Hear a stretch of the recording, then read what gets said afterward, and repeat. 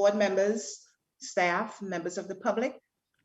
A few housekeeping rules in order to minimize background interference and as a courtesy to fellow colleagues, please silence all cell phones and other electronic devices and mute all microphones and speakers unless you're speaking. I am going to enlist the assistance of the co-host and request that they mute microphones that should be silenced when someone else is speaking. Thank you in advance for your cooperation. Because this is a virtual meeting, I'm going to take a formal roll call as we have been doing. Just say here or present. Chair. Here. Member Adams. Member Adams. Here. Thank you. Member Gavin. Here. Member Gawal. Here. Member Gonzalez. Here. Member Young. Here. Noting for the record that the general manager is absent today. No, ma'am, I'm sorry, I'm here. Oh, I'm so sorry. It's quite all right. Thank you so much. I'm sorry. I was told you were not going to be here and I didn't see you. So noting that the general manager is present. Chair, there are no members of the public who registered as required in order to provide comments. As such, we will proceed with the regular calendar. The first order of business is to adopt the minutes of the regular meeting of Wednesday, April 14th, 2021. Do I have a motion? So Motion. Aye.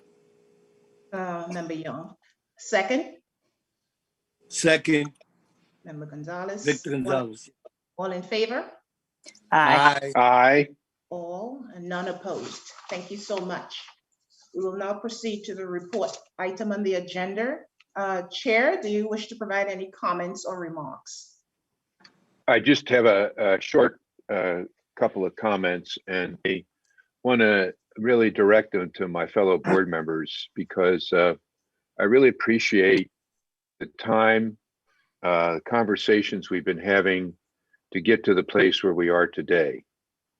Basically, what the board will do today, and I realize we're really talking maybe without the advantage of seeing the full horizon of what today marks. This change we're making to how we're structured, how we're going to do business together, will probably be the first of several changes that we may have to make as we adapt to the transformation plan and the compliance requirements of the HUD agreement. We're reconstituting in a way, and I just felt as we talked over the past weeks, I really appreciated the time that you've given this and the chance to connect. Once these resolutions are adopted today, the committees will be established. My plan is to do that in as open a way as possible. I'll probably likely ask Vilma to poll the other board members on any committee preferences, and then we'll discuss amongst ourselves so we can get the right balance of the board member and the committee. And we will be busy. We have to begin to use this structure. I know on the governance committee, for example, there may be additional comments that we've received on how the board is set up that the governance committee should hear, and we'll accommodate those kinds of things. But I see this as in a way, our step both to reinvigorate and reestablish what we're about as a board.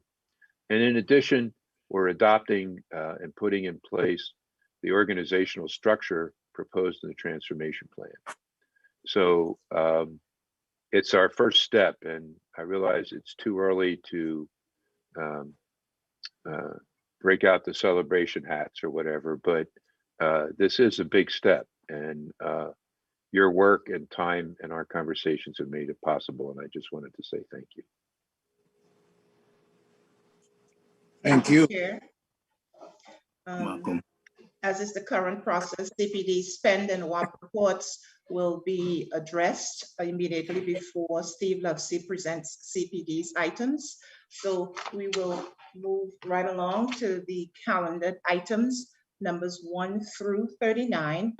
Items 1 through 6, Eva. Good morning. I'm Eva Trimble, Executive Vice President for Strategy and Innovation, and I'm going to be presenting items 1 through 5 this morning. As you're aware, on March 8th, 2021, NYCHA received concurrence from the U.S. Department of Housing and Urban Development and the United States Attorney's Office of the Southern District on the Transformation Plan. The Transformation Plan sets out the strategic vision for NYCHA's ongoing reform efforts. It will be followed by an implementation plan developed collaboratively with NYCHA and the Monitor and input from our residents and our stakeholders. Together, the Transformation Plan and the Implementation Plan comprise the organizational plan required by paragraphs 46 and 47 of the HUD Agreement. Implementation Plan Phase 1 will be submitted for approval pursuant to paragraph 51 of the HUD Agreement by September 30th, 2021. A follow-up implementation plan, Phase 2, covering the remainder of topics, will be submitted for approval pursuant to paragraph 51 by June 30th, 2022. The underlying conditions that led to the HUD Agreement, coupled with the scope and complexity of the tasks that lie ahead to achieve compliance, underscore the need to strengthen the agency's governance structure and build a more effective, accountable, and nimble executive leadership team. Towards this end, the Transformation Plan proposes changes to NYCHA's board and executive leadership structure. NYCHA's bylaws require amending to reflect this structure, while also providing the flexibility to adapt as needed over time.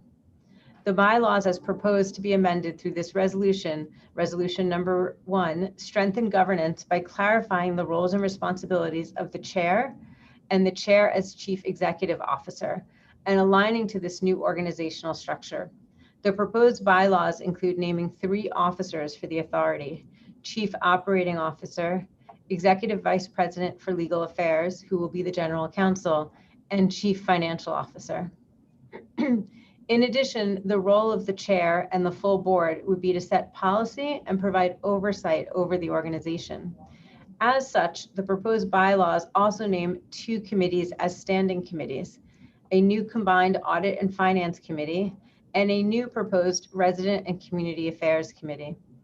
In addition, it provides for the ability to establish special committees.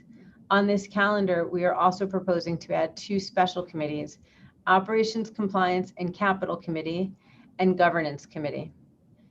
The Audit and Finance Committee is tasked with ensuring sound financial practices and policies, ensuring the integrity of NYCHA's financial reporting, tracking financial performance, coordinating with internal and external entities, and working closely with NYCHA's Finance Department.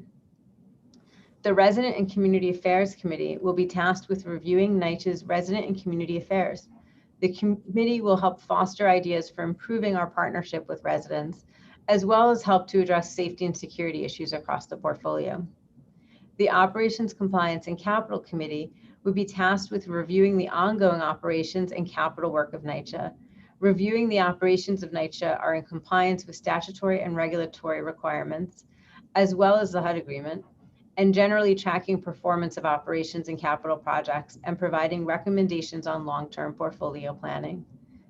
The Governance Committee would be tasked with informing the board on current best practices in corporate governance as it pertains to the public sector and applicability to NYCHA, and providing recommendations on board member training and development consistent with current best practices. Our goal is to institute annual board member training that aligns with HUD and industry practices.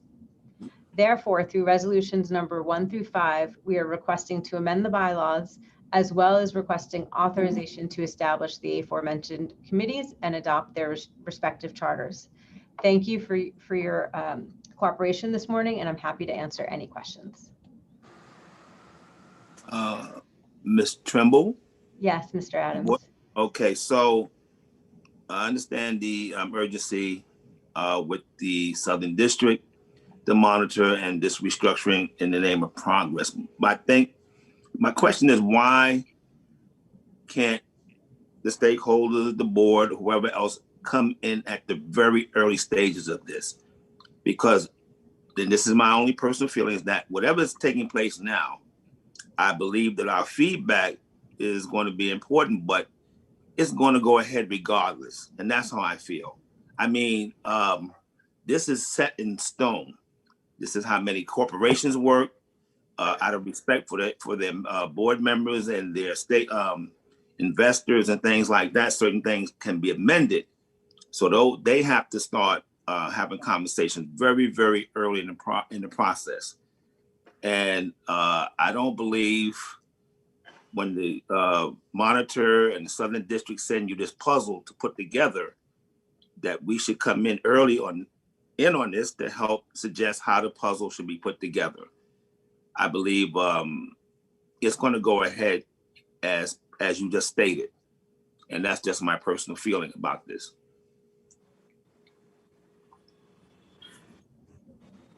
Commissioner, we have been talking about this with the board these many weeks, and I don't see this as somehow excluding engagement in any form. In fact, now that the committees will be in place, and once we decide together who's going to be on those committees will have a much more active and robust role in engaging, for example, on the compliance side. I'm sure there'll be regular reports to that committee from Dan Green's shop, from Eva's shop on transformation. And then the idea is that we use the committees to engage more deeply, and over time, before sort of these larger changes come to our doorstep, the committee has had the chance to preview and would be making recommendations to the full board about how something is working or whatever. So we do see this as a chance to activate the board in a different way as we make these reforms going forward. In addition, almost all the transformation plan briefings, the public comment period, it's been a long process. And I just want to be clear, nothing that we're talking about today is so rigidly prescribed that we can't adjust it as we go through the experience of this change. And I believe that is true for documents pertaining to us as a board. I also think it's true for practice and procedures at property levels and support departments. Going to be discussing options. Once our committee's in place here, the board members will chance to see the options well in advance of the meeting and begin to make sure that briefings are provided to the committee members. So I maybe see it a little differently, because I do think it's a chance for us to engage more actively and in ways that don't necessarily tie up the whole board, but nonetheless give the committee members a chance to have make their recommendations heard, and not only to staff, but also to their fellow board members. Well, I appreciate your response, but you're at the head of the line when these things are put together, with the first cup of coffee, the first Danish. So therefore, we have a difference of opinion about this. And going forward, I know going forward, hopefully there will be these things that you said will take place. But in the interim, the people in NYCHA still have to be patient, to somewhat be inconvenienced while progress is being made. I'm not saying progress is not being made, but in the interim, there is some suffrage. I'm not going to go into a whole big spiel about this, but the thing is, it would be helpful to have, when that first window is open and you're talking to people, maybe the next day or whatever, that we're brought in, or whoever's going to be brought into that process going forward. Today, I'm trying to wrap my head around this to support this, but we're in a difference of agreement. And I'm just being perfectly honest. Thank you. Sure. No more questions. That's it. If there are no further questions, thank you, Eva, Chair. We will move on to item 6. Daniel. Yes, thank you so much. Hi, everyone. Good morning. My name is Daniel Townsend. And I'm the Deputy Director of Strategic Planning, and I work in the Office of Strategy and Innovation, led by Executive Vice President Eva Trimble. Last year, on May 21st, 2020, the authority entered into an agreement with Guidehouse for change management consulting services in connection with the transformation plan, including support in transformation plan development, change management plan development and execution, and creation of an enterprise-wide framework for future organizational changes.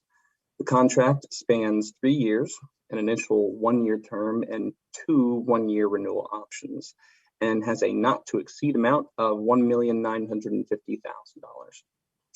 Today, the Office of Strategy and Innovation is seeking a funding increase of $1,812,365 for a total not to exceed amount of $3,762,365. Funding increase is required to address an increase in resources to the Guidehouse project team, as well as a reprojection of the contract capacity due to changes in the transformation plan schedule and requirements that Eva Trimble discussed earlier.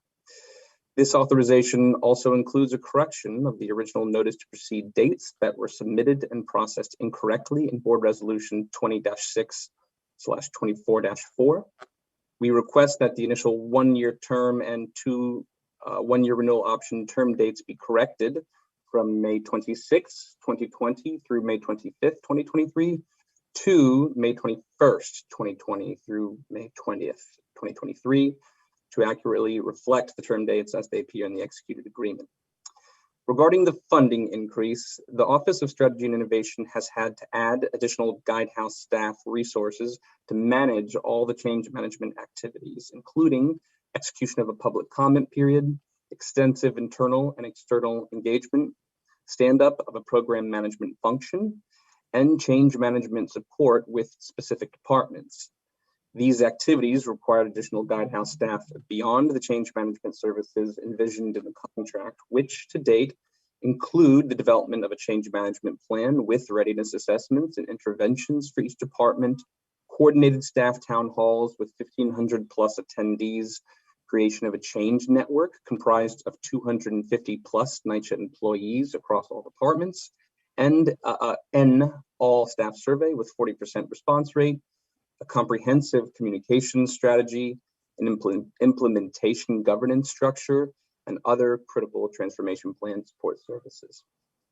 We also anticipate acquiring the current level of Guidehouse staff resources through December 2022. A significant change from the original contract, which projected that Guidehouse would begin removing team members in October of 2021 and transitioning to a more advisory, light touch role. After a 6-month postponement in the transformation plan submission and with new implementation commitments, Guidehouse will play a critical role in program implementation, overseeing approximately 20 priority projects as of April 2021, with more to commence in 2021 and 2022.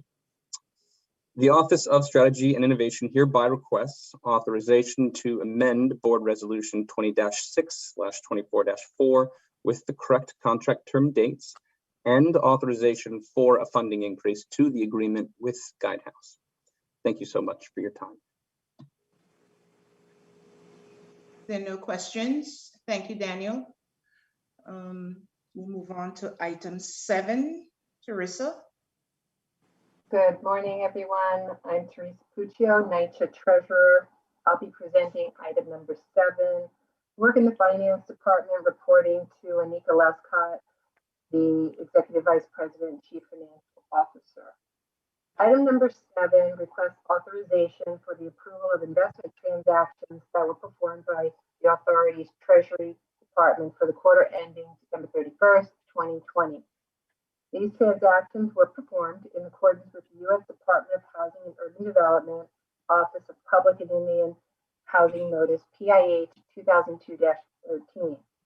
The Authority Investment Resolution Report outlines the Authority's cash and investment position, and it provides a brief overview of the changes in cash, changes in investments, and provides current and historical rates of return on the Authority's investments as a measure of investment performance.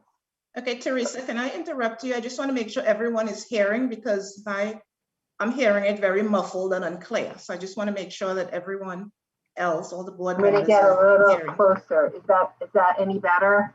It's a little better. Thank you. Do you want me to repeat? Yeah, because it was short, so please do, because I want to make sure the board. No problem. Okay, for my intro. Okay, good morning, everybody. I'm Teresa Puccio, Nature Treasurer. I'll be presenting item number 7. I work in the finance department and report to the Executive Vice President, Chief Financial Officer, Anika Lescott. Item number 7 requests authorization for the approval of investment transactions that were performed by the authority's Treasury Department for the quarter ending December 31st, 2020. These transactions were performed in accordance with the U.S. Department of Housing and Urban Development, Office of Public and Indian Housing Notice 2002-13. The authority's investment resolution report outlines the authority's cash and investment position and provides a brief overview of the changes in cash, changes in investments, and provides current and historical rates of return on the authority's investments as a measure of investment performance. The authority's investment strategy is largely the same as in the past, diversifying among state instruments, laddering maturities, and diversifying among financial institutions and government agency bond issuers. Our strategy follows HUD's investment guidelines emphasizing safety, liquidity, yield, and maturity. As of December 31st, 2020, the investment portfolio balance totaled $1.2 billion. In addition, the authority held additional balances totaling $400 million, of which $282 million is in escrow for Hurricane Sandy recovery work, and $109 million is in escrow for construction costs related to energy performance contracts. Since interest rates reached historical lows in 2020, yields on fixed income instruments have followed. Over the fourth quarter of 2020, the portfolio earned $1.1 million in investment income, representing an annualized rate of return of 0.39%, which exceeded a comparable benchmark 3-month Treasury bill return of 0.09% and a 12-month Treasury bill rate of return of 0.12%. Thus, we recommend that the members of the board approve the authority's fourth quarter 2020 investment transactions. Does anyone have any questions? Adams, good morning. Good morning. Okay, as we discussed previously in the last meeting, the investments, the pre-COVID 1995, that 5-year period, and some other periods, have just been continuously very, very low. And we discussed that. There was also, I had a question with you about the 3 financial institutions that you're using. One, which is the Bank of Omaha, the other credit union in Brooklyn, and the other one.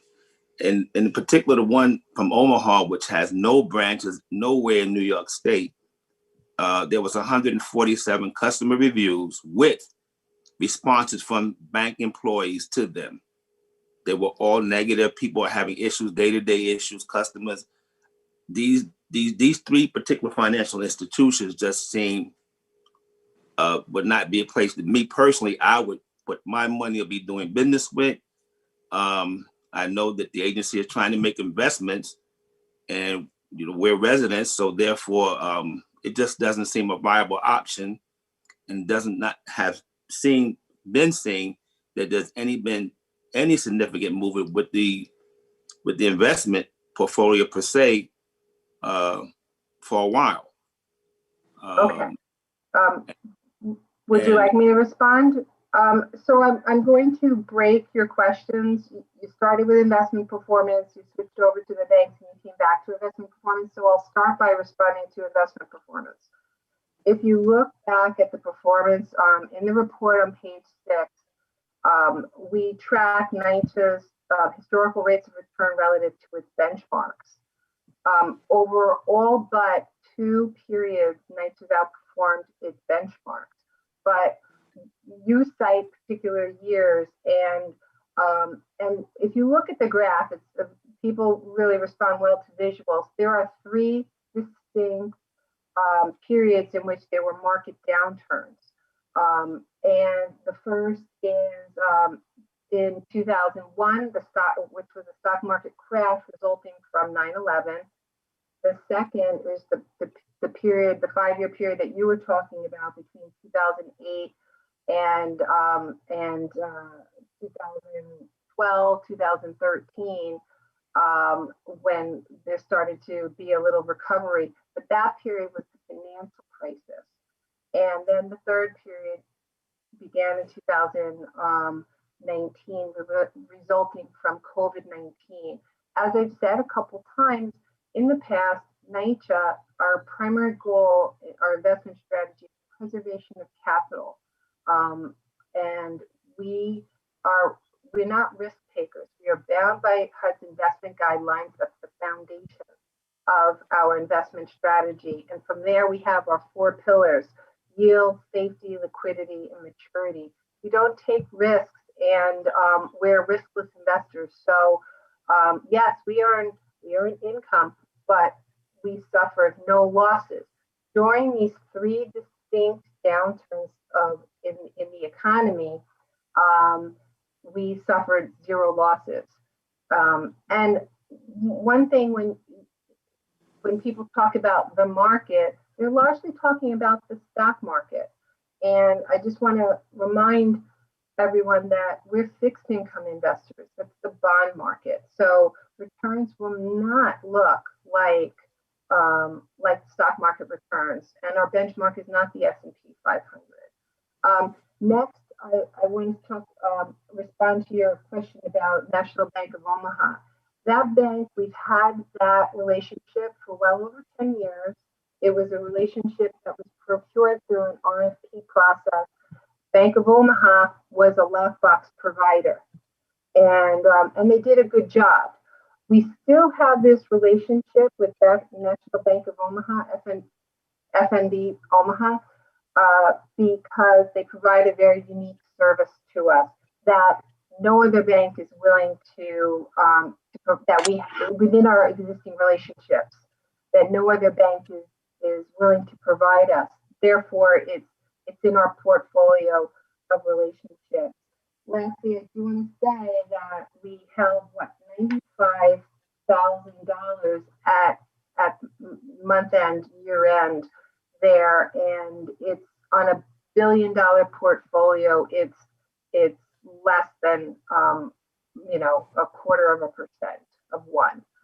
So our balances are FDIC insured, and if it exceeds the FDIC insurance, we always are fully collateralized.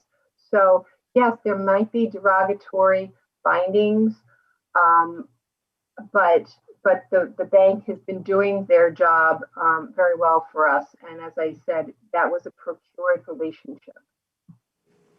Well, the period I was talking about was from 1995. I can't pull it up on the screen.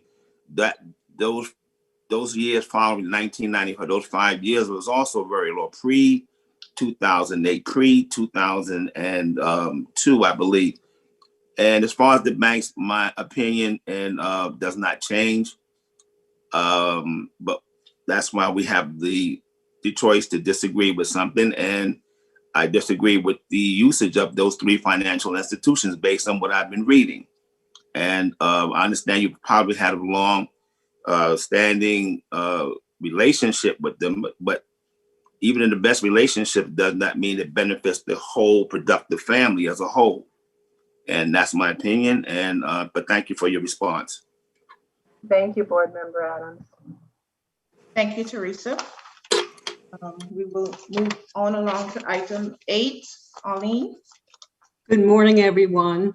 This is Arlene Orenstein, Director for Risk Management, and I am requesting authorization to award the authority's Environmental Liability Insurance Program, short name ELIP, policies to 3 insurers: Allianz Global Risk U.S. Insurance Company, Allianz; Everest Indemnity Insurance Company, Everest; and Hamilton Insurance Designated Activity Company, Hamilton, for a total 3-year insurance premium of $1,481,854.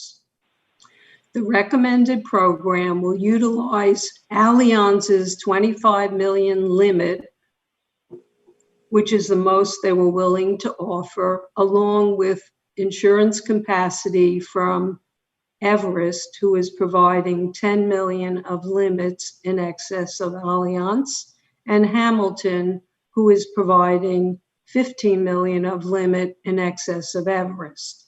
This will enable the authority to maintain the expiring 50 million total limits over the 3-year term effective May 18th, 2021, continuing through May 17th, 2024.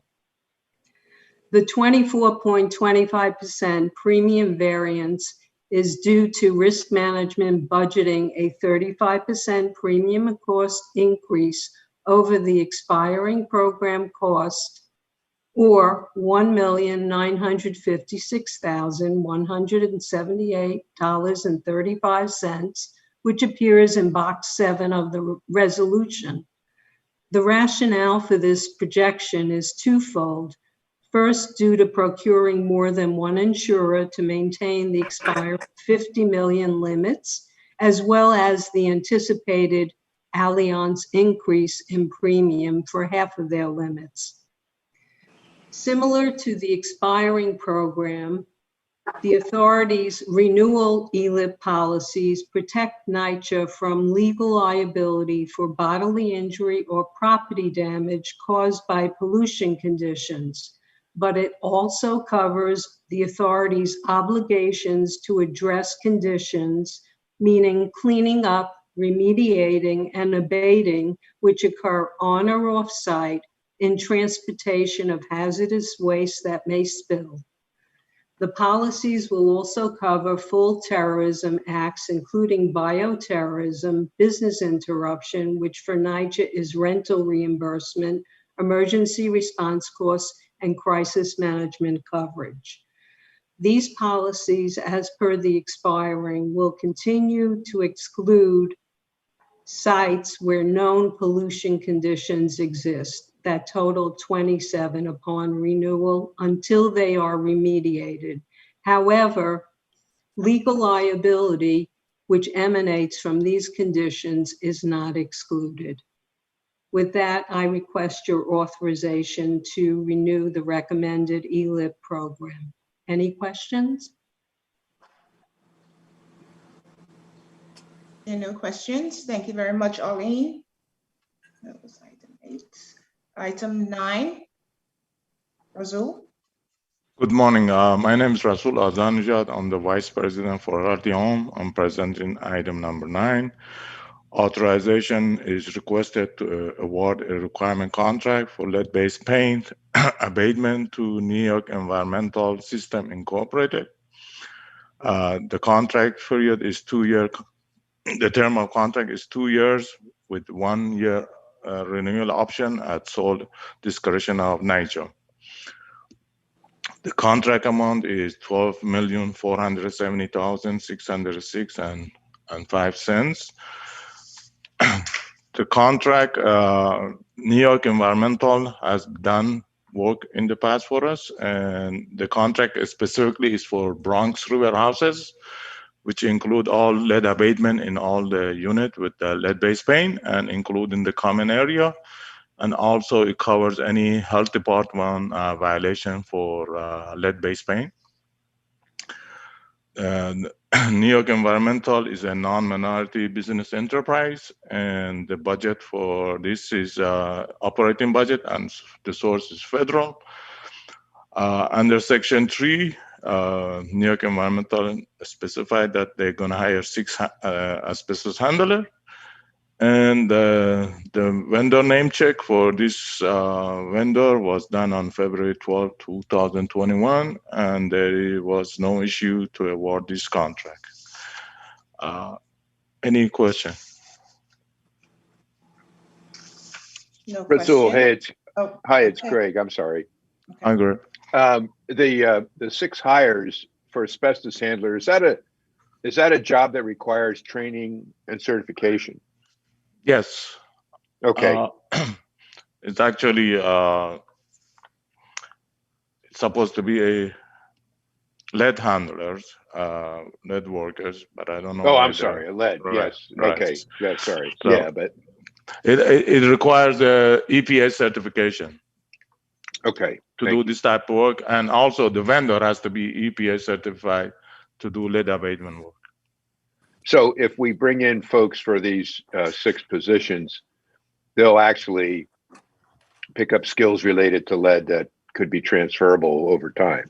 Yes, I Okay. think I have requested from Reese to have classes for this type of training for NYCHA Good. resident. Mm-hmm. So it's a good trade, and it involves a lot of a skill trade that, you know, when you do lead abatement. Mm-hmm. Okay. Thank you. Yep. Okay, thank you. Thank you, Chair. Thank you, Razul. Thank you. Okay, moving along to item 10, Carrie. Good morning. Good morning. I'm Carrie Jew, Executive Vice President and Chief Administrative Officer of the New York City Housing Authority. This morning, I am presenting Board Resolution number 10. With this resolution, I'm seeking authorization to amend the agreement with Infogenie by increasing the not to exceed amount by $10,800,000, which is a 100% increase of the original contract not to exceed amount. The original agreement with Infogenie was authorized by Board Resolution number 18-09/27-44 for a not to exceed amount of $10,800,000 in a term of 5 years with no renewal option. The contract spend from the beginning of the contract in November 2018 through April 15th, 2021 is $9,499,984.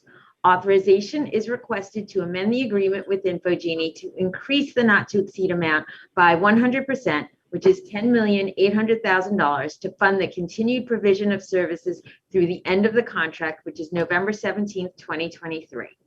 By way of background, in November 2018, NYCHA engaged 7 vendors for staff augmentation services, including Infogenie. Under these agreements, the vendors provide NYCHA with temporary general, professional, and IT employees on an as-needed basis when a specific skill set is required and existing authority staff cannot perform the work. Since the commencement of the contract, unforeseen requests for business projects across the authority related to critical business initiatives have increased the need for additional temporary specialized resources and a more specialized workforce. The accelerated schedules of these numerous initiatives have significantly increased the need for skilled technical, analytical, and clerical temporary staff as provided by Infogenie, resulting in an increase in funding requirements. Therefore, I am requesting your approval to fund the continued provision of services with Infogenie by increasing the not to exceed amount by 100%, which is $10,800,000. Any questions? Thank you. Thank you, Carrie. There are no questions. I just wonder, I heard 18-927-44 as the original resolution number. I just want to correct it. If I heard correctly, I want to correct it to 18-927-43. Okay, sorry about that. That's okay. Thank you so much. We will move on to items 11 and 12. Liza Dan will give us a general overview and present item 11, and then Kyle Liu will present item 12. Liza? Good morning, everyone. My name is Liza Dan. Are you able to see me? Yes. Okay, great. Good morning, everyone. My name is Liza Dan, and I am a senior project manager in the Real Estate Development Department. Today, I will be presenting Board Resolution number 11 for your consideration. My colleague, Kyle Liu, who is presenting next, and I are requesting authorization relating to 2 Pact conversions. Pact standing for Permanent Affordability Commitment Together. The 2 conversions involve a total of 3 developments: Williamsburg Houses, Harlem River Houses, and Harlem River 2.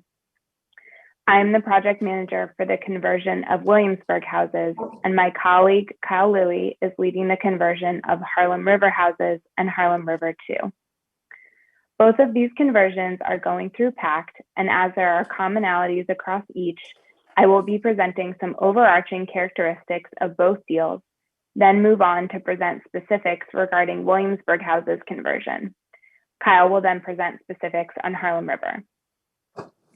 To facilitate these conversions, we are requesting authorization to 1, submit documents to HUD for conversion approvals, 2, form a NYCHA affiliate entity to be part of the transaction, 3, enter into 99-year ground leases and other related documents with NYCHA's Pact partners, 4, enter into a payment in lieu of taxes or pilot agreement with the City of New York, and 5, provide financing to the transaction. Each Pact conversion entails converting units from the Section 9 program to Section 8 through 2 methods: the Rental Assistance Demonstration Program, or RAD, and Section 18. More detail on each of these conversion methods can be found in the briefing method.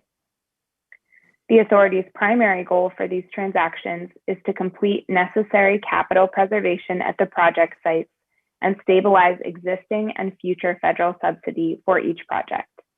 The structure proposed for these transactions will accomplish this goal and will ensure that the authority maintains an interest in and control over the project sites in perpetuity. Upon Pact conversion, the 3 NYCHA developments in these 2 transactions will undergo a comprehensive renovation and rehabilitation. Regarding the Pact program more generally, to date, NYCHA has converted almost 10,000 apartments to the Section 8 program, with nearly $1.8 billion in capital repairs already completed or underway. And there are an additional almost 17,000 apartments at some point in the Pact conversion process, which represents an additional over $3 billion in investment toward capital repairs. In addition to Williamsburg and Harlem River, there are 3 other Pact projects that are anticipated to convert to Section 8 in 2021. Those 3 projects will be brought to the board in the coming months for approval. Moving away from the Pact program generally into Pact transaction specifics for both Williamsburg and Harlem River, I will start by providing an overview of the Pact transaction process, which begins with a request for expressions of interest, or RFEI. For the Pact conversions being presented today, the RFEI was released in September 2019. This RFEI solicited proposals for financing, tenant-in-place rehabilitation, property management, and social services delivery in order to facilitate the conversion of 5 NYCHA public housing developments located throughout New York's boroughs through the Pact program. The authority conditionally selected development partners for each of the 5 projects in February 2020, after competitively evaluating proposals that were received in response to the authority's RFEI. For Williamsburg, NYCHA selected RDC, which is a joint venture between MDG Design and Construction and Wavecraft Management Team Limited. This entity has brought in several other partners to help complete the rehabilitation efforts. These include the Housing Partnership Development Fund, a nonprofit partner, Grand Street Settlement and St. Nick's Alliance, the social service providers, Public Works Partners, who is conducting the social needs assessment, and Urbane Development, who has a representative serving as the resident liaison, which is a role meant to ensure that someone is available to residents for additional support as needed. As an initial step in the process of converting units to Section 8, NYCHA requested and HUD issued its initial approval for Williamsburg houses through its commitment to enter into a housing assistance payment contract on December 18, 2020. As part of the process, HUD also requires that the authority submit applications for each of the RAD and Section 18 conversions. These applications have already been authorized by the board in the resolution described in the briefing materials. For Williamsburg houses, the RAD and Section 18 applications either will be submitted or are currently under HUD review. Williamsburg Houses conversion remains subject to HUD, RAD, and Section 18 approval, which are expected in July 2021. For both transactions, New York City Housing Development Corporation, or HDC, will act as the primary underwriter and lender. Both transactions remain subject to HDC board approval, and for Williamsburg Houses, this approval is expected in June 2021. Regarding authority residents' benefits and protections, for all Pact conversions, residents must be in good standing and sign a Section 8 lease in order to benefit from HUD's RAD resident protections upon the conversion, which are mandatory on the developments pursuant to the terms of the Housing Assistance Payment or HAP contract. For both conversions, NYCHA and the Pact developers have been in contact with residents concerning the actions that must be taken as a NYCHA public housing resident in order to successfully convert to project-based Section 8.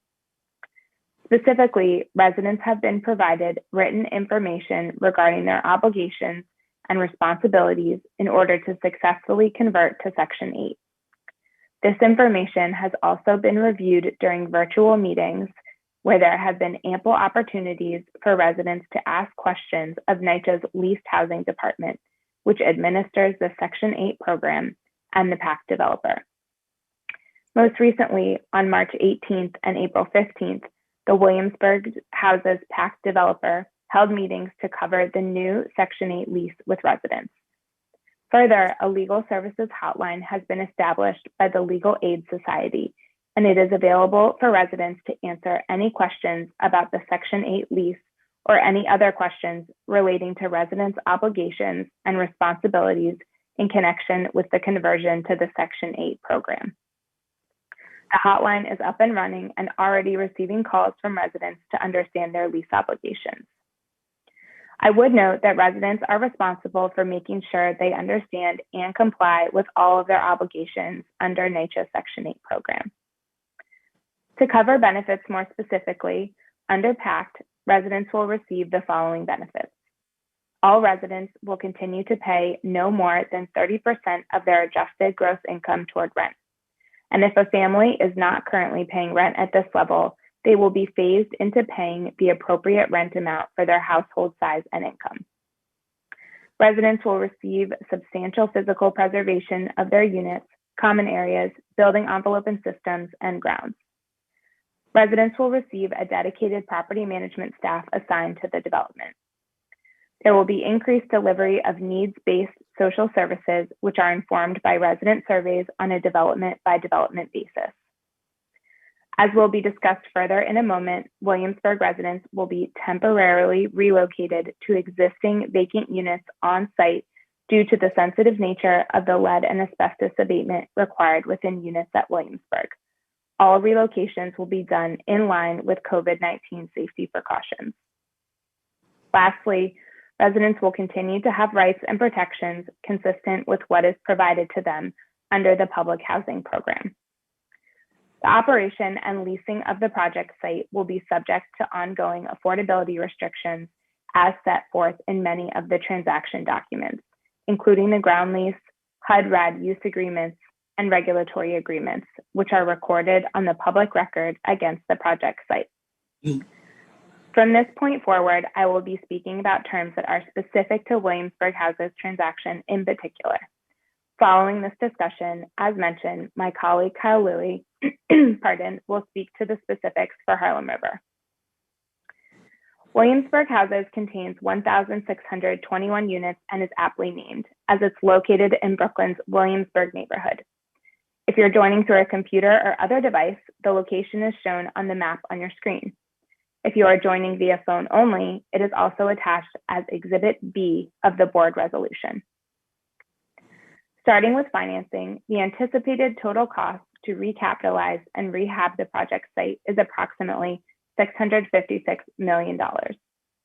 The scope includes significant renovation of each unit, including new kitchens and bathrooms, rehabbing building infrastructure and amenities, preserving the significant historical elements, mitigating lead and asbestos hazards, implementing security measures, and developing and implementing a social services program tailored to the individual needs of the Williamsburg Houses community. Additionally, the development will become compliant with the Uniform Federal Accessibility Standards, which govern accessibility requirements for buildings. Of note, lead and asbestos will be fully abated according to HUD standards. RDC is aiming to obtain lead-free and/or lead-safe certificates from the Housing Preservation and Development Department, or HPD, at construction completion for each apartment. In addition, all asbestos-related materials will be removed from the site. Hazardous lead, hazardous lead and asbestos material removal will be accomplished via temporary on-site relocation, where tenants will be relocated on-site temporarily to hospitality suites for approximately 8 weeks while their apartment is renovated. The transaction budget includes a total acquisition value of approximately $138 million. This is broken down as follows, with all figures being approximate at this time. $7 million will be paid to NYCHA as a cash acquisition payment at closing. These funds will be used to repay $7 million of existing NYCHA debt, which will also occur at closing. The balance of $131 million will be held by the authority as one or more notes repaid from cash flow. In terms of cash that will go to the authority in connection with this transaction, in addition to the $7 million upfront cash acquisition payment, it is anticipated that the authority will receive an estimated $129 million from project cash flow over 30 years. The transaction will be financed by a number of sources, which are described in more detail in the briefing memo. These sources include a $339 million loan from HDC, which will be insured through HUD's Federal Housing Administration Risk Share Program, and $132 million in federal and state historic tax credit equity. Moving on to resident engagement, the authority and the Pact partner have met with residents and will continue to engage with residents throughout the pre-development period via remote meetings and written notices. NYCHA and the developer have held over 9 meetings with residents since July 2019, with a pause on in-person resident engagement during the height of the COVID-19 pandemic in New York City, starting in March 2020. Resident engagement resumed in December 2020 through resident teletown halls, hotlines, mailings, virtual meetings with resident leadership, and other safe, socially distanced or remote methods of communication and engagement. As it relates to hiring plans, the Pact partner has provided a hiring plan that will provide Section 3 hiring and training opportunities along with other economic opportunities. These opportunities are further described in the memo, but in total, it accommodates 31 economic opportunities, including a total of 22 Section 3 hires. Regarding transaction documents, it is anticipated there will be a payment in lieu of taxes or pilot agreement with the city through which taxes will be abated so long as affordability requirements established in the lease are maintained. We will also be pursuing a subdivision at one of the lots involved in the transaction, Block 3025, Lot 70. This lot contains a community center and a playground operated by the New York City Parks Department, known as the Martinez Playground. As part of the transaction, NYCHA will subdivide the lot into 2. One lot containing the community center and one lot containing the Martinez Playground. The playground will continue to be operated by the New York City Parks Department. In terms of other transaction documents, the legal documents, agreements, and other corporate actions that will be entered into at closing are described in greater detail in the briefing memo. As for closing, we are estimating that the transaction will close on or about September of this year. Thank you for your time. I can take questions, or if there are no questions, as I mentioned earlier, my colleague Kyle Louie will be presenting the next board resolution regarding the Pact conversion at Harlem River. Member Gonzalez? Yes. I have a question, then a statement. When the open hospitality suites that the residents are moved into, is that furniture and all, or just the resident? So residents will be provided the option to either have all of their furniture moved into the hospitality suite, with the help of professional movers that the developer will pay for, or they can move into a fully furnished suite that would have, the standard bed frame, dining room table, and all units will be furnished with a working stove, refrigerator, the basics. Okay, so moving forward then, the only suggestion I have is that many of the residents that are, I don't know about in Williamsburg, but elsewhere, are concerned and want to be in place when these conversions take place. My only comment is that we pick management companies that are open or susceptible to working with the residents while they do the conversion while in place. Hey, Victor, Yes. I'm sorry. So there are certain abatement requirements where we have to have the family out of the unit. So Okay. they're doing, so they're doing, some of the work is exactly as you described, it would be in place, but some of the work, because of the nature, both the asbestos and lead, depending on the degree and location and all that, does require us to move. And those could be shorter moves, but that'll be navigated with the management company, because they're going to try and do a lot of this in place, but some of it we just aren't allowed to do with people in the unit. No, I'm aware of that because Yeah. when they did the lead abatement here, they formed a sort of like a little room in itself over the place where they were doing the abatement. So, and tell the resident to go to the furthest room in the place and open windows, which is fine.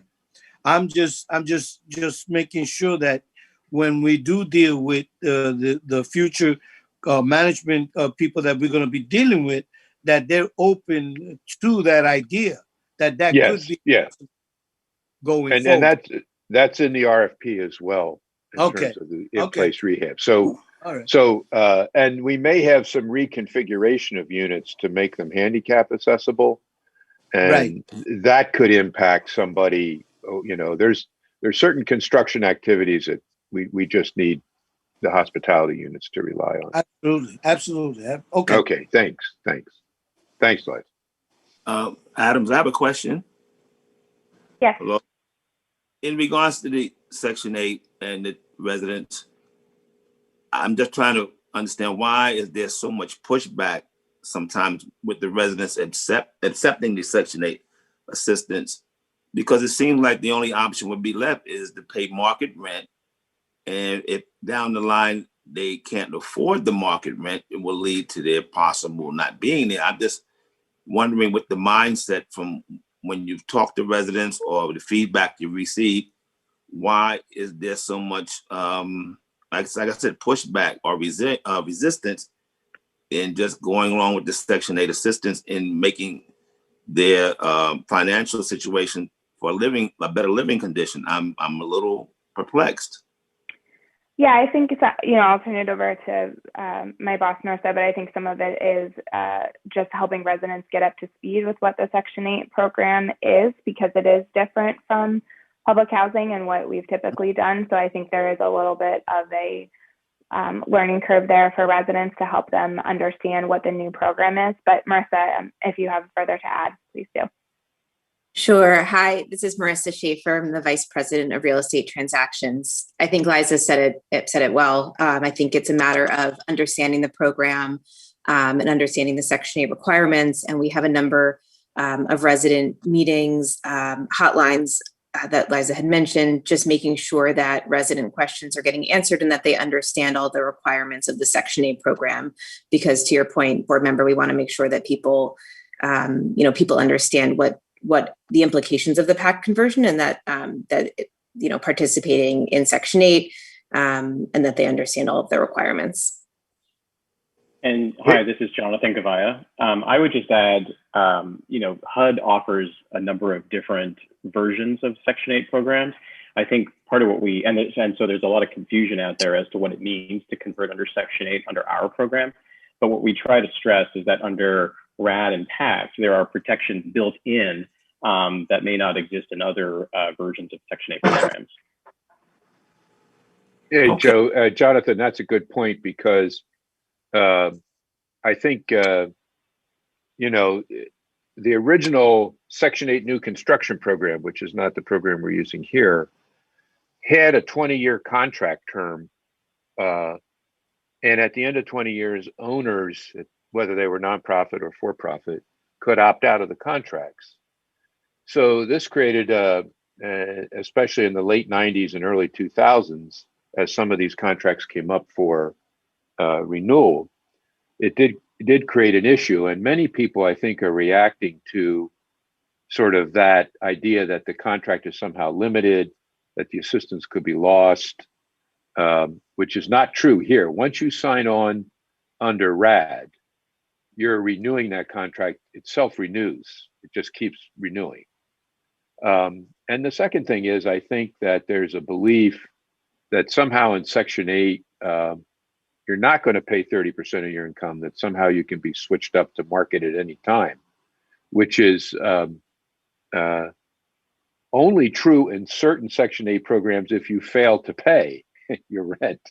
You know, so those crossover, those other programs that have the Section 8 label, people associate, because maybe they knew someone, maybe they saw somebody, but the protections that HUD has put in place, that we've put in place, really try to mitigate that. So, but it's hard to explain. I mean, it's hard in some ways, I think, because there's this fear that somehow it's going to lead to loss of housing as opposed to saving your housing.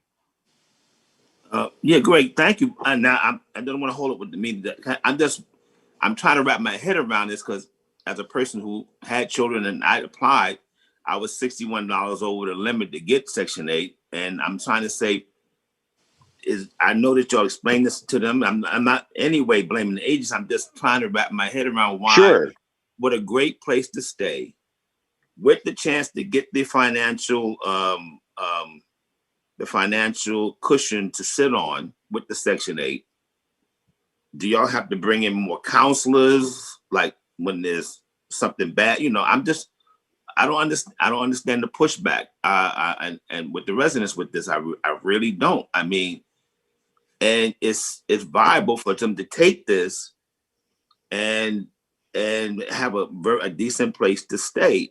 So I'm perplexed from trying to see it from the resident standpoint as opposed to the agency. I understand what y'all do, and I understand how it's explained to them, but not to take a more comfortable, safer place, environment for a better day-to-day living conditions and just push back. I just thought maybe there was some clause in the Section 8 or some sort of thing where you have to give your firstborn or something. I don't know. I'm just trying to, no, you understand what I'm saying? You know, I do. No, I really, yeah, I I'm do. just trying to be okay. I didn't mean, you know, be No, sarcastic. no, I understand. But Yeah. look, we spent, I think one of the things, and we could do this, we work a lot of these same issues at the Fulton Working Group. Even with all the protections, the RAD program carries mandatory protections with it. It is in part of the change, but there is a lot of misinformation out there too. So I agree. Sometimes doesn't seem to connect or compute, but nonetheless it is there. Even though for this property, the operating budget for this property is going to look entirely different as we're changing the cash flow, changing the not just changing the capitalization, the reinvestment, and so forth. So it is a better place for the building, but as you point out, it's also a better place for the family. And you explained to us, and Russ, you explained to us the other day in a meeting that in one of the RAD conversions, the management came in and forgave all the rent like a priest. That's true. Yeah, and that has happened. Yep. And I'm saying to myself, where is this place? I mean, I know you told us I was just kidding. I'm just saying this is why the psychological and sociological aspects of cause and effect and how people react or don't react to things come into play.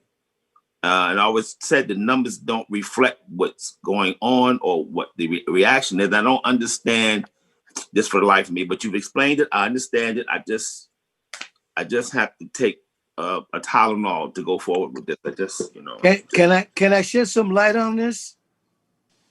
Sure.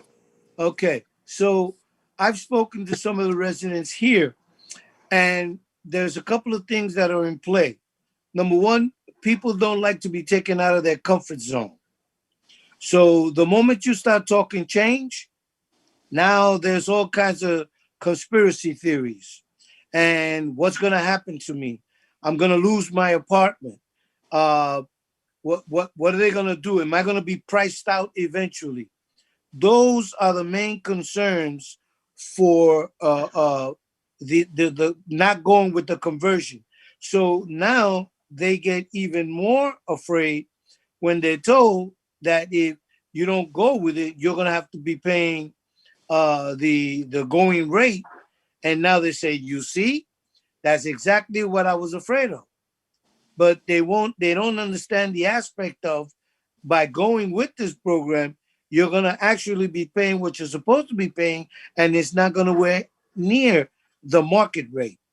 But they can't wrap their heads around that. Yeah, and yeah. Good morning. I'm sorry. Yeah. This is Lakeisha Miller. I just wanted to add in really quickly. I think we can't discount that psychological effect, as you mentioned, Board Member Adams, and we will be, we're addressing things from an agency standpoint and a technical standpoint, but we are also trying to make sure that we address that psychological aspect of change. It is very critical. And we're also at the same time trying to leave room for people to get adjusted to see the results, because sometimes you have to see it to believe it, because there is a variety of feedback out there. A lot of it is not true, but we are definitely working on it, and we're in the process of doing some additional adjustments to make sure that we continue to address some of the fears that the residents have. Thank you, Ms. Miller, and good morning. Yeah, I totally agree with this. Psychological and sociological aspects to this that just have to be coddled or something with the residents, because they're pushing back against something that I believe it greatly will benefit them. And I don't want to hold it with any more of this, but thank you, everybody. Thank you. I have a question, Board Member Young. Liza, out of the 1,620 units, do you currently have vacancies at Williamsburg? And how many vacancies would you currently have? Yes, we do. We have vacancies, which we're keeping. We have about 70 right now, which we're keeping to accommodate the construction schedule and allow for the temporary relocation that I discussed. And Williamsburg consists of unit sizes, what, 1 through 3 bedrooms? There's actually one studio and then one through, and we worked with HUD. There have been some unit reconfigurations over the years. So there's actually a range from 0 to 5 bedrooms. I'm sorry, I didn't catch that. 0 to 5? Yes. There's only a couple of 5 bedrooms. Okay, and so the hospitality units, you will be able to accommodate family size, unit size, hopefully, if someone is going to be relocated from a 5-bedroom, hopefully you'll have a 5-bedroom or at least a 4-bedroom available when it's their turn to relocate. Yeah, I just want to make certain that, when families have to relocate and they have lived in the residence for many years, they may have a lot of furniture that, they would like to take over. Since you said it may take about 8 weeks for the rehab to take place. So family size, unit size, going into a unit, hospitality unit size would be important. Yes, I think, we've talked to our development partner, and they're planning to accommodate families as much as they can. I don't, for the 5-bedroom units, it's a little tricky because there's only 3. So moving people around, depending on where they're doing work. But I know that we'll work with the partner to make sure that families are accommodated adequately. Great, thank you. Mm-hmm. One last thing. something just came up while listening to my fellow board members ask these questions. And you probably covered it, but I'm getting a little slow these days. The right sizing, is that going to be done after the total conversion, or is it going to be done during the conversion? So it's done after conversion, after construction, you know, as people move back into units and only as units are available. So, but as part of Section 8 requirements, right sizing, you know, you're required to right size to an appropriate unit. Okay. Okay. But it's based on availability. So, you know, it all depends, you know, same with the relocation efforts. It is all dependent on unit availability at the site, because no one would be right sized to a unit at a different development. It would all be within Williamsburg. And then if you didn't have that right size, they would go back into their initial unit until a right size became available? Correct. Great. Thanks. Mm-hmm. Now, wait a minute. You just said that they would go to another development. I thought no, that the move would be within the same development. Yes, sorry. Perhaps I misspoke. Other unit within Oh, Williamsburg okay. houses. No offsite. Okay. You're correct. Okay. Thank you. Sure. Sorry for that. Okay. Thank you. Thank you, Liza. Thank you, board members, for that lively discussion. So we will proceed to item 12. Kyle?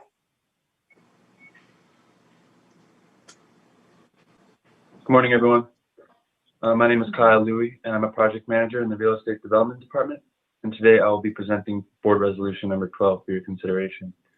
As my colleague Liza Dan mentioned, I'm leading the conversion of Harlem River Houses and Harlem River 2, which has many commonalities with the Williamsburg Houses conversion and is asking for a similar action.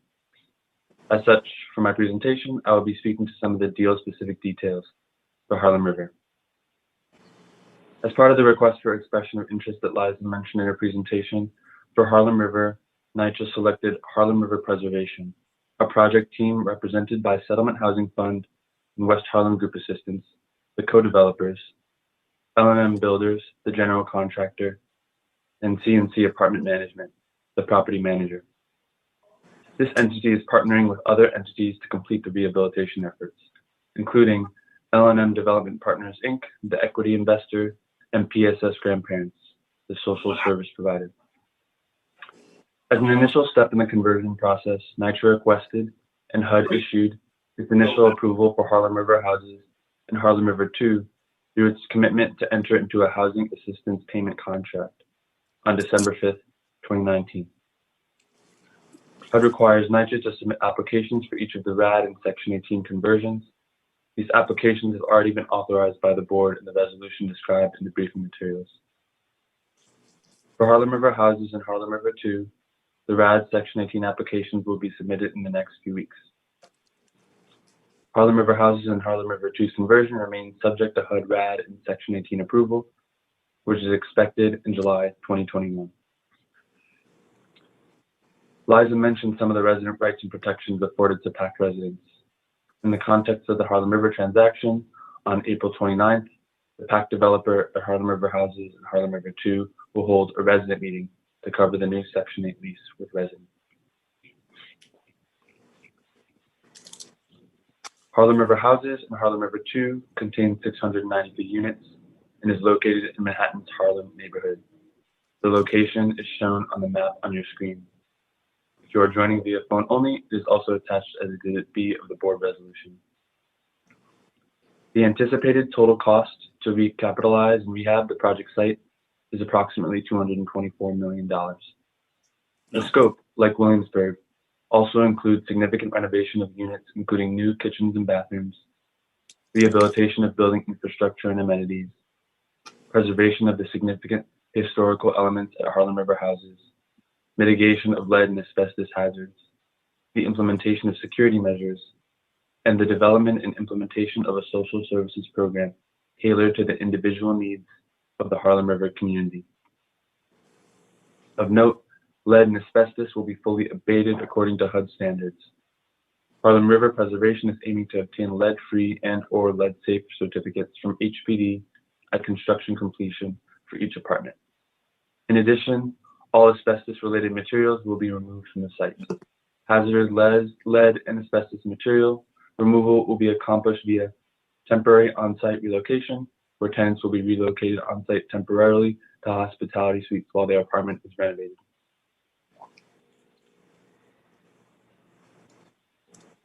The transaction budget includes a total acquisition value of approximately $44 million. This is broken down as follows, with all figures being approximate at this time.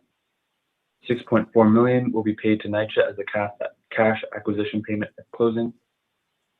$600,000 represents existing debt that will be repaid at closing. And the balance of $37 million will be held by the authority as one or more notes repaid from cash flow. In terms of cash that will go to the authority in connection with this transaction, in addition to the $6.4 million upfront cash acquisition payment, it is anticipated that the authority will receive an estimated $12 million from cash flow over 30 years. The transaction will be financed by a number of sources, which are described in more detail in the briefing memo. This includes a $34 million loan from HDC, a $104 million loan from HDC through the FHA Risk Share Program, $14 million from a historic tax credit bridge loan, and $41 million in federal and historic tax credit equity. The authority and the Pact partner have met with residents and will continue to engage with residents throughout the process via remote meetings and written notices. NYCHA and the Pact partner have held over 8 meetings with residents since July 2019, with a pause on in-person resident engagement during the height of the COVID-19 pandemic in New York City, starting in March 2020. Resident engagement resumed in December 2020 through resident teletown halls, hotlines, mailings, virtual meetings with resident leadership, and other safe, socially distanced, or remote methods of communication and engagement. The Pact partner has provided a hiring plan that will provide Section 3 hiring and training opportunities and other economic opportunities. These opportunities are further described in the memo, but in total, it accommodates 30 economic opportunities, including a total of 20 Section 3 hires. We are estimating the transaction closing on or about September 2021. Thank you for your time. Are there any questions on item 12? No. Thank you, Kyle. Moving right along to items 13 to 23. Joe? Yes, good morning. This is Joe Cortine, with the VP in Operations, presenting items 13 through 23. Items 13 through 17 are seeking authorization to award IDIQ contracts for all-inclusive repairs and maintenance and environmental services in move-out apartments and court cases. So item 13 is an IDIQ contract with Gemco Electrical Contractors. This is a 2-year contract with 3 one-year renewal options. And this scope of work includes, but is not limited to, furnishing all labor, material, insurance permits, equipment, and ancillary items necessary for the all-inclusive maintenance, repair, and environmental services in the authority's move-out and court case apartments. Gemco will be required to remove and legally dispose of all bulk debris off-site with the cost included in Gemco's proposal. This is for various developments citywide in the amount of $25 million.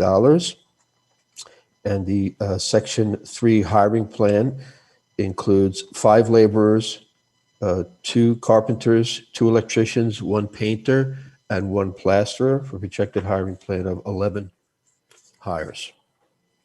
Okay, Joe? Yes, sir. The items that you sent me, are you able to pull them up on screen, the response, the request that I made, because I can't see it? But the raised seal license, that was not legible.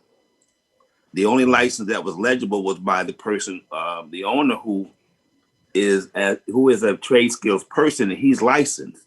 Mhm. That was my first question. I see his license, but anything that was previously sent to me had the company with the raised seal, just like on a birth certificate or a marriage license, saying that the company license is in place and up to date. The second question was in the liability insurance. In the liability insurance, there are so many provisos. It clearly states there that if any prior payments were made out on claims, that this affects the policy at face value of what it states there. That means, like, you know, if it says 10,000, they've had claimed, the policy will only pay out maybe 5,000 or less. I mean, this is not, in my opinion, a valid policy to have as liability for a company, especially with a request for this type of money for services. I mean, I can't even make out that seal on the side, whatever that is. I mean, it's just not legible. And for him to send this back to you is just really not, was not a good response at all. I'm sorry.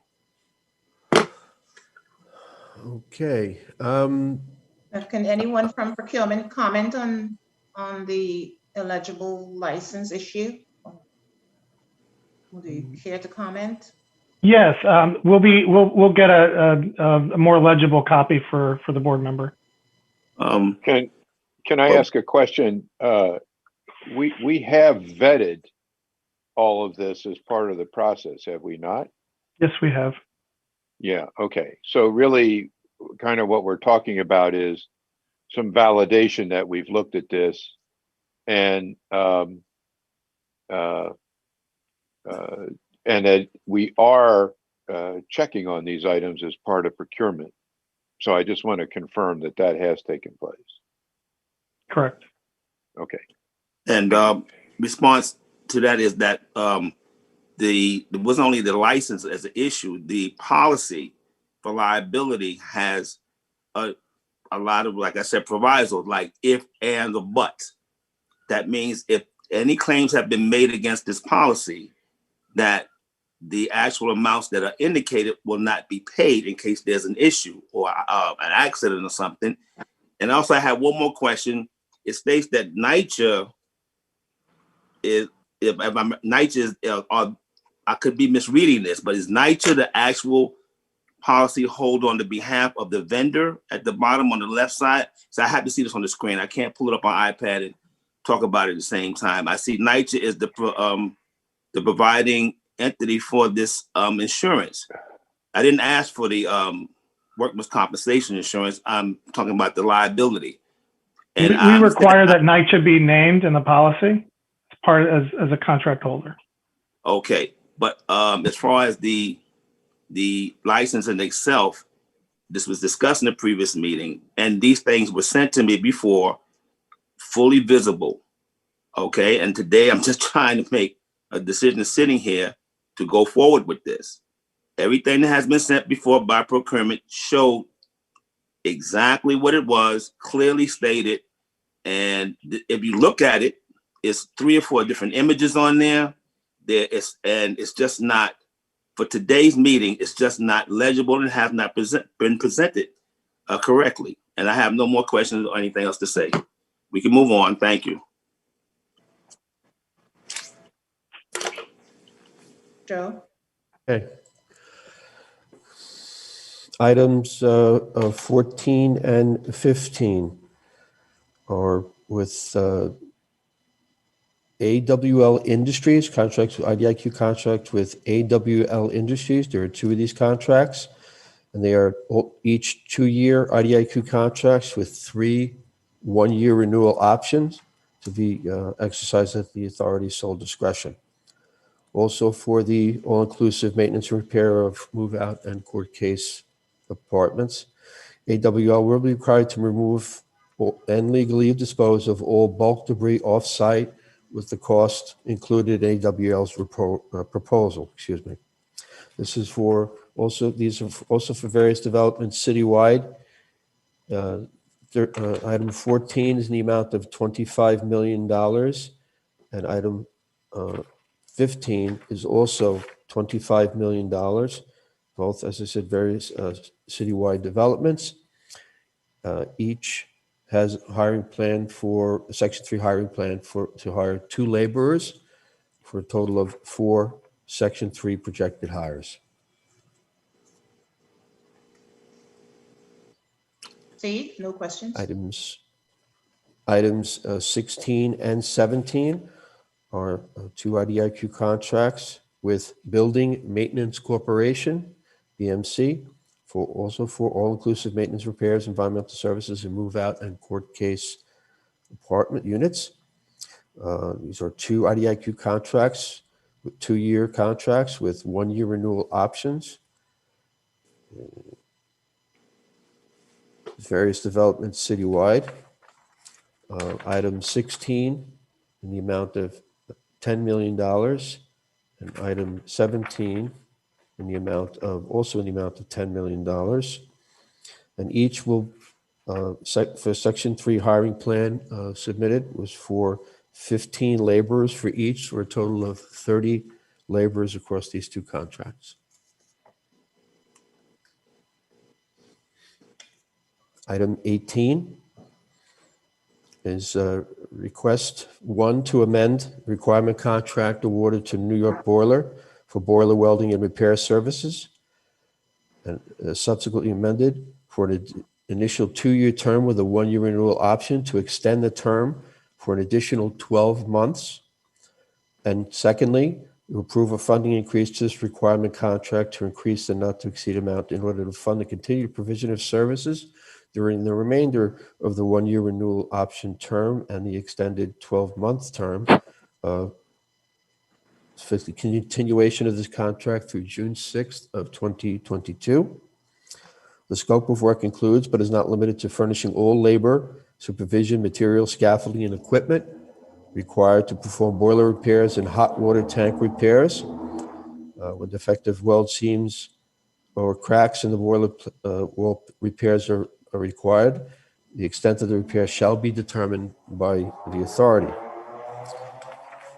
This contract is in the amount of $2,085,672.19, and for various developments citywide. Various Manhattan developments. Sorry about that. This contract.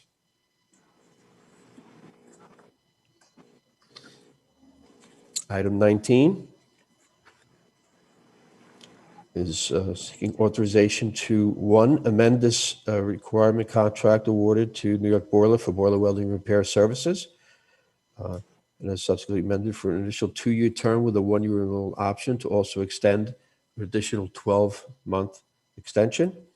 And secondly, to ratify a funding increase to requirement contract itself to increase the not to exceed amount for the continued funding of the provision of the 1-year renewal option and the extended 12-month term for the continuation of this contract through June 6th of 2022.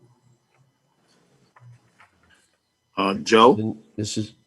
Oh, I'm sorry, go ahead. You still talking about 19? Yes. Okay, I'm sorry. Sure. This in the amount is $820,944.34, and for various Queens and Staten Island developments. Okay. Joe Adams, thank you for sending me the responses. They were clear, very legible.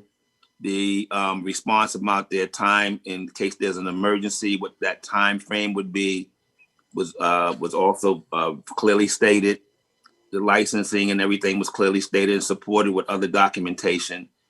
It was just a question again about this liability insurance. There are provisos in here that seem to state that if there's an accident that had previously been taken under this policy, the amount that's indicated would not be paid out. I'm not going to hold that against this the vendor because everything else has been.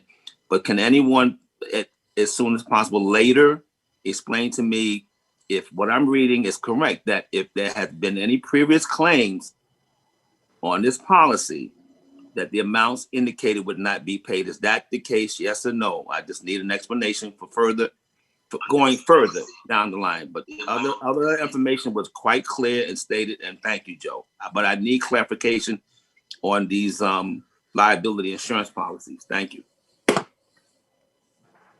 Okay, thank you. We'll get that information. Thank you. Item number 20. Items 20 through 23 are for seeking authorization for funding increases. Item number 20 is for a contract awarded to Dirty Gloves Drain Services, LLC, for sewer rotting with water jetting, including closed-circuit television camera inspection. This is a initial 2-year term with a 1-year renewal option. And for the request is for continued funding of this contract through August 2nd of 2021. Various developments in Brooklyn in the amount of $241,645.28.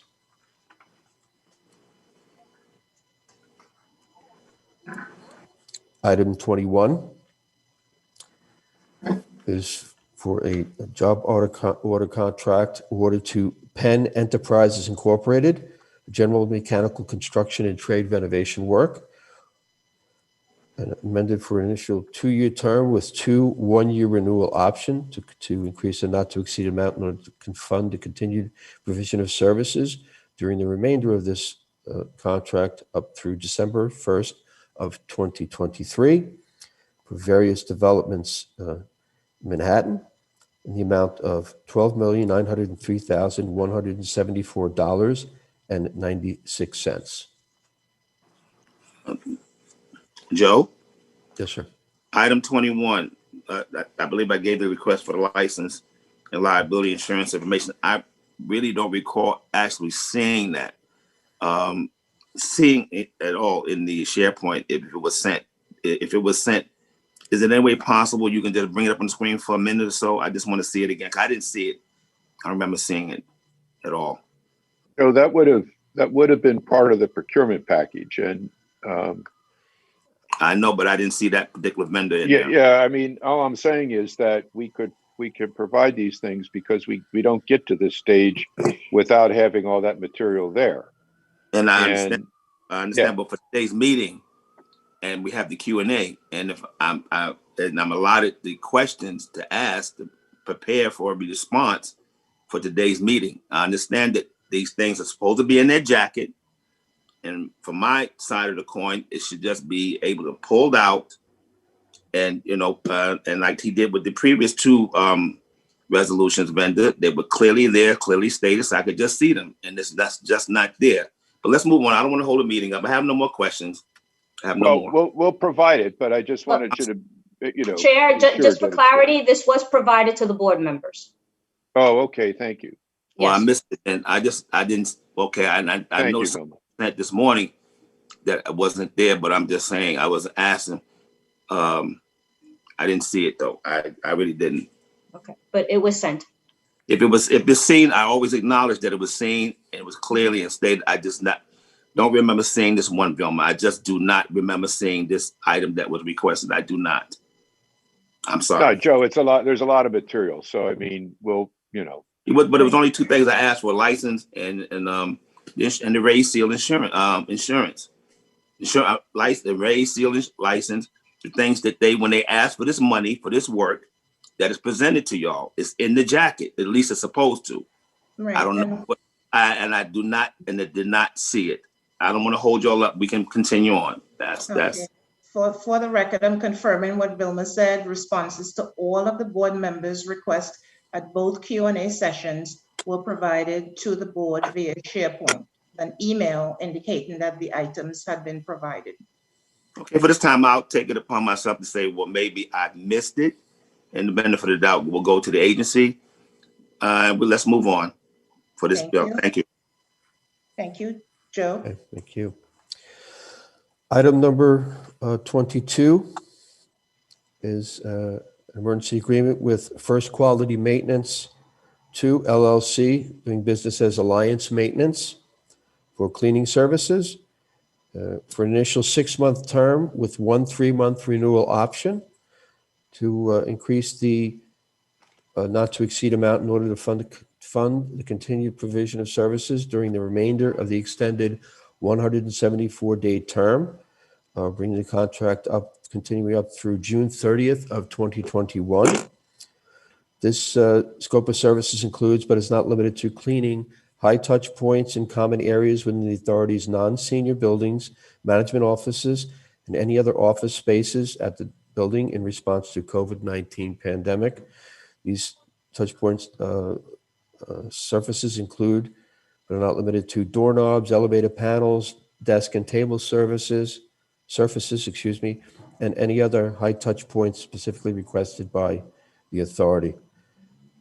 First Quality, in accordance with the authority's schedule, will wipe high touch points with Conqueror ITU disinfectant once per day, 3 times per week, during Monday through Friday, to disinfect and sanitize those high touch point areas. This contract is for various developments citywide in the amount of $51,711,094. Item 23 is funding increase to an emergency agreement with United Facility Services Corporation, doing business as Eastco Building Services, for cleaning services for an initial 9-month term with 1 3-month renewal option to increase the not to exceed amount in order to fund the continued provision of services during the remainder of the extended 97-day term, to continue this contract through June 30th of 2021. This is also for contract for cleaning high touch points in common areas within the authority's senior buildings, management offices, and any other office spaces at the building in response to COVID-19 pandemic.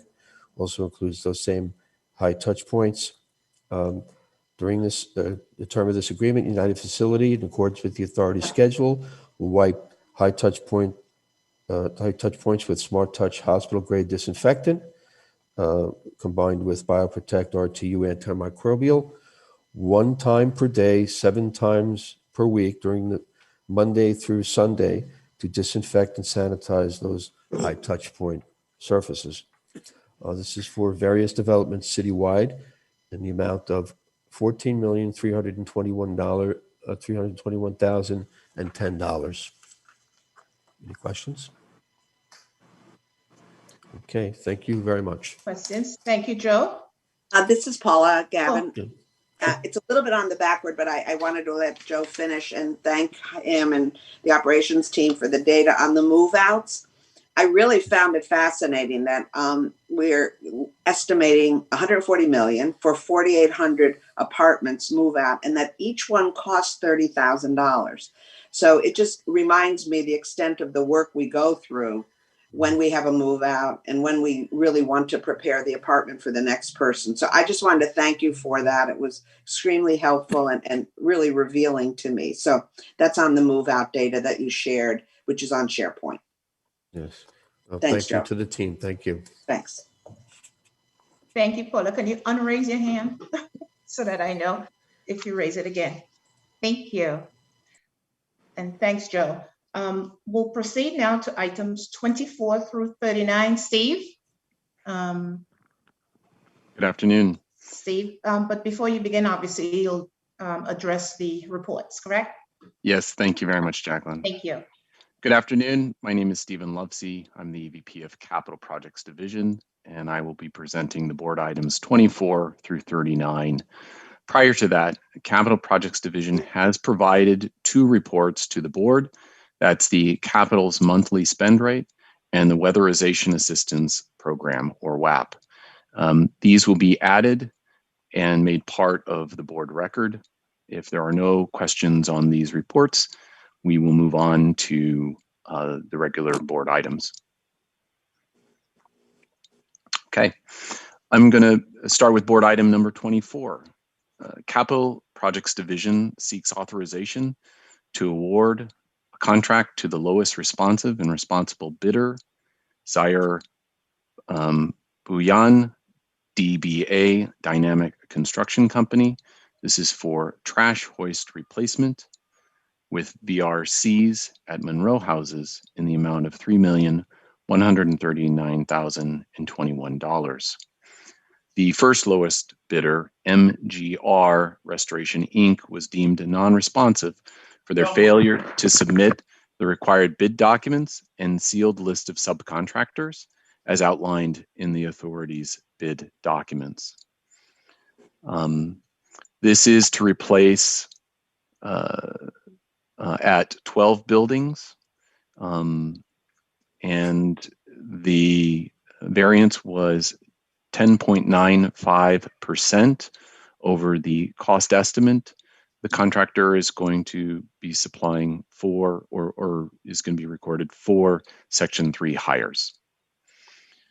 If there are no questions on board item number 24, I will move on to board item number 25. Capital Projects Division seeks authorization to ratify a funding increase to the agreement with Curtis and Ginsberg Architects. This is for A&E services on the Recovery and Resiliency Program at various developments for an amount of $150,000 and $150,100. They are providing A&E services at 3 Recovery and Resiliency sites in Brooklyn. This is for Coney Island Site 8, O'Dwyer Gardens, and Surfside Gardens. This is their 5th. Yes. Victor. Okay. Okay. Oh, this is the 5th funding increase. This funding increase is for additional filings with the New York City Department of Buildings and the Department of Environmental Protection, which are required for this program. As I mentioned, the funding increase is $150,100. This puts a revised amount of $9,047,280. If there are no questions on board item number 25, I will move on to board items number 26 through 32. Capital Projects Division seeks authorization to ratify 7 change orders to the contract with Gem Quality Corporation for the installation of exterior compactors and bulk crushers at Smith, Sumner, Wald, Baruch, Reese, Marcy, and Lafayette Gardens in a total of not to exceed amount of $359,542.81. The contract for number CX1720542, the scope was for the removal and replacement of 43 exterior compactors at 17 developments and installation of 5 new bulk crushers at 5 developments. This is, so I will go through each of the items. Item number 26, which is change order number 3. There was an existing condition finding pooling water at the existing compactor yard was not flowing correctly. This required concrete work and a new drain needed to remedy the flow at 4 exterior compactors and 1 bulk crusher. Additionally, a steel bollard was needed to provide extra safety in the parking lot. This was negotiated to $115,439.90. Board item number 27, or change order number 4. During construction, it was identified that a copper piping of a water line replacement needed to be increased to a 1-inch diameter at 3 of the exterior compactors. This was negotiated down to $49,553.28. Item number 28, or change order number 5, conduits and wiring for compactors at walled houses were damaged and machines were running on temporary power. There was a replacement of conduits and wiring at all 4 exterior compactors and 1 bulk crusher, and that was estimated for $27,847.05. Item number 29, change order number 6. This was for exterior compactors at Baruch houses, which were running on temporary power that needed to be routed to a different meter room. We replaced the conduits and the wiring and rerouted the power of all 4 exterior compactors and 1 bulk crusher. The estimated cost is $46,852.05. Change order number 7, board item number 30. The exterior compactors did not have dedicated electrical lines to the panel at Reese houses. And so current electrical conditions, electrical conditions were deficient. New conduits and wiring and a pull box were required at all 3 exterior compactors to enable them to run on their own dedicated lines. This was estimated down to $28,795.43. Steve, I just want to interrupt you when you say estimated. These are the actual costs. These are the actual costs. This is excuse me. Yes, these are ratifications. Board item number 31, change order number 8. During the excavation of the concrete slab, it revealed the termination of electrical conduits in the location did not align with the layout of the compactors at Marcy houses. A shift in the layout was required, and additional conduits and wiring at all 3 exterior compactors. This was $5,197.50. Item number 32, or change order number 9, associated to this program. The concrete slab revealed cracked curbs and brick at Lafayette Gardens. So it was determined that the base material for the concrete slab was unsuitable and required additional excavation and removal. That work was $85,839.60. Capital Projects Division is seeking authorization to ratify the change orders number 3 through 9, identified as board items 26 through 32, in the total amount of $359,524.81. That will have a revised total award amount of $11,064,487.20. If there are no questions on board items 26 through 32, I will move on to board items 33 through 39. Capital Projects seeks authorization to ratify 4 change orders and approve 2 change orders and 1 funding increase to the contract with Hudson Insurance Group for exterior restoration at Amsterdam houses in the amount of $650,729.33. We are working on 13 buildings at Amsterdam houses. I will go through each of the change orders. Board item number 33, or change order number 20. During work, it was discovered that the new parapet installed underneath the water tank roof area did not have through wall scuppers. We needed to raise the new roof assembly at the water tower to allow proper drainage. The change order was negotiated to $64,692.84. Board item number 34, change order number 21.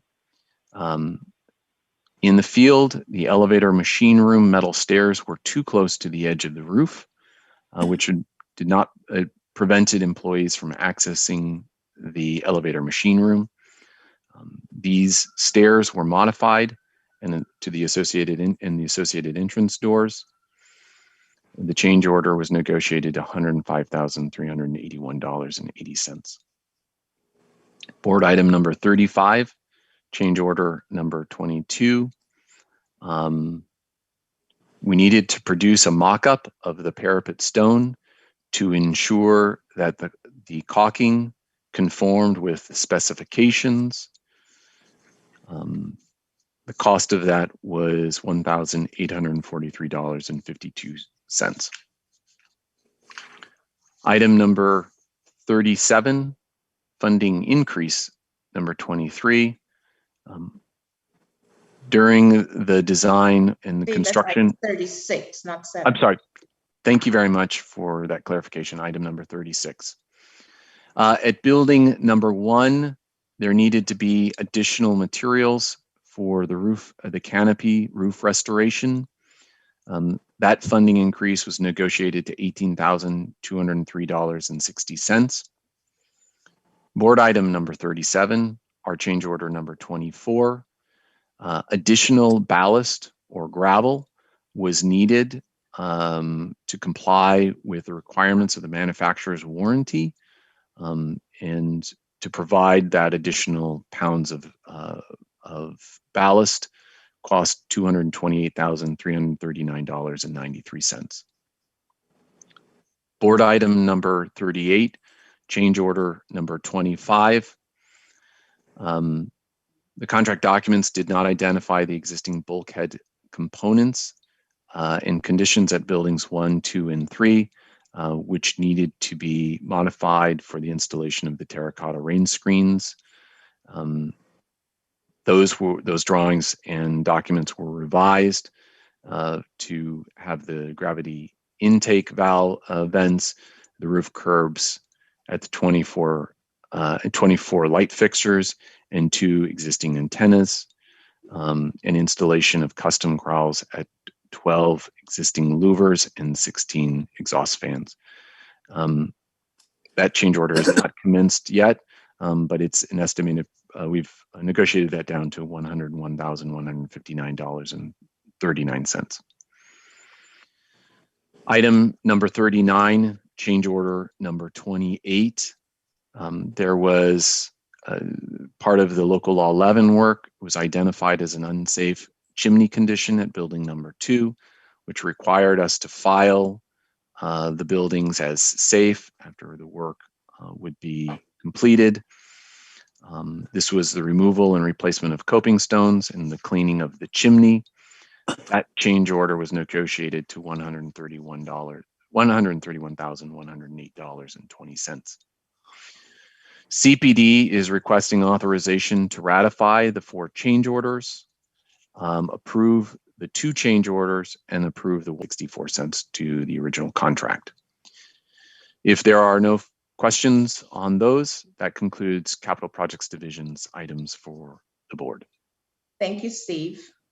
Madam Secretary. Member Adams. Yes, I'll be abstaining my vote on these following items. Yes. Number 1, number 7, and number 13. 1, 7, and 13. Yes, ma'am. Thank you. Thank you, Member Adams. That's duly noted. Just give me a second.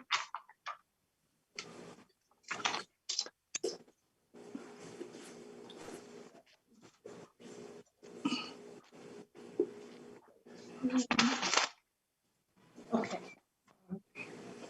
Okay, before we proceed to the approval voting, let the record reflect that the report on board-approved temporary suspension for CPD's weatherization assistance program related contracts and change orders authorized by Board Resolution 19-925-16 and CPD's spend update for March 2021 are hereby incorporated into and made a part of the record. Proceeding to the approval voting, Chair, 39 items were presented for board approval, noting that Member Adams abstained from items 1, 7, and 13. May I have a motion to approve the 39 items? So moved. Approved.